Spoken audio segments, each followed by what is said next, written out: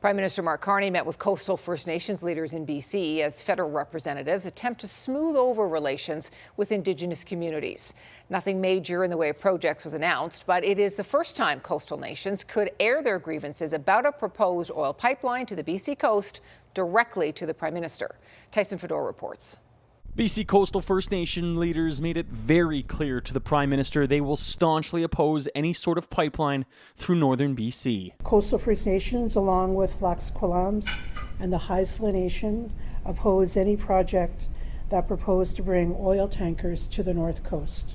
Prime Minister Mark Carney met face-to-face with coastal First Nations in Prince Rupert for the first time. They discussed strengthening marine conservation while building a strong, sustainable economy. Carney also promised to fund a marine traffic risk assessment study. Today's not a day for big announcements. Today is really about a dialogue.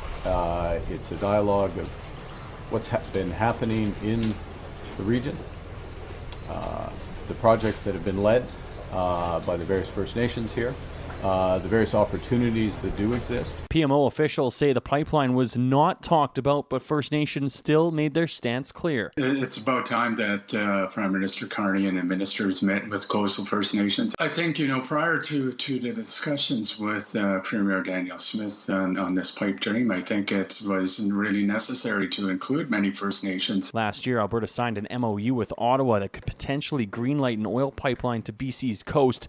However, there is no private sector proponent. Hope the Prime Minister is there acting in good faith, frankly. Hopeful that, he continues to try to progress the concept and at the same time not compromise the possibility of that kind of a project moving forward by conceding a veto when one doesn't actually exist. Premier Daniel Smith plans to submit the application for an oil pipeline to the Major Projects Office by June and wants it approved by the fall.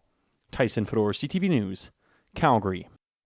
Alberta's Premier met with the Prime Minister last week and pushed for expedited approvals of more pipelines.